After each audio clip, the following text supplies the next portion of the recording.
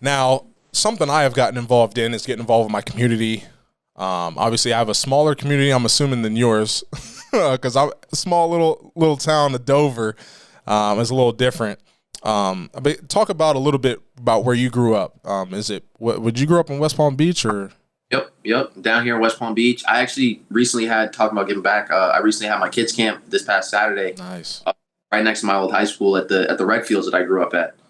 And just kind of like, I guess from a giving back standpoint, just trying to provide a role model or trying to provide that kind of inspiration or someone that kids can kind of look at and be like, oh, he came from the same place that I came from, and he went to the same high school that I might go to, and he's on TV, and I see him on TV, and he's doing all this stuff. But at the end of the day, it's all about giving back to those that could be the next generation, the future. Yeah, that's very important. That was like exactly the embodiment of what my plans were when I came back to the area. You know, I was in a baseball facility, and I was giving lessons to these young kids, and a lot of the stuff, yes, I was teaching them baseball stuff, but a lot of the stuff they could just take on in any career, you know. So I was trying to instill what people instilled in me. So I don't know if you've heard this story, but two athletes that are huge superstars, Shaquille O'Neal, Shaq, or Emmitt Smith, these guys, they had a plan when they got into the league. I don't know who their representation was or who put this on them and said they should do this, but I think it's genius. I learned about this when I came into professional baseball.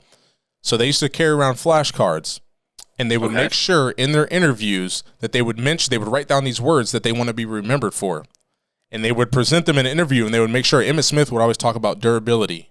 This dude was never hurt and played like every game, you know, and you know, Shaq is a little bit more lighthearted, and you know, he always wanted to have a good time, and he'd have all these nicknames and stuff. So his was a little different. But if you could pick three, words that you want to be remembered for, not necessarily that you feel like you are now, but just three things that you'd want to be remembered for.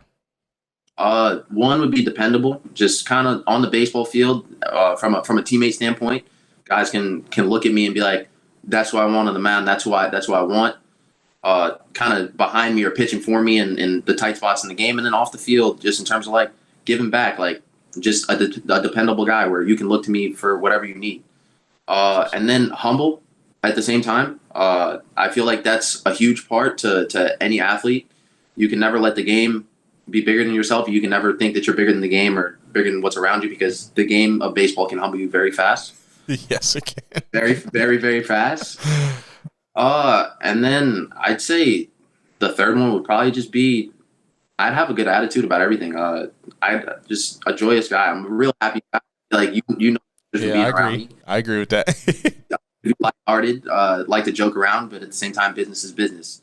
But I like to kind of like lighten the mood, and I feel like I try and bring that to all aspects of my life, whether it be baseball. If you see me dancing on the mound, singing along to whatever song it is, I try to bring that joy to the game, and kind of just I want to expound on that. Yeah, I mean, that's kind of that hardball moment.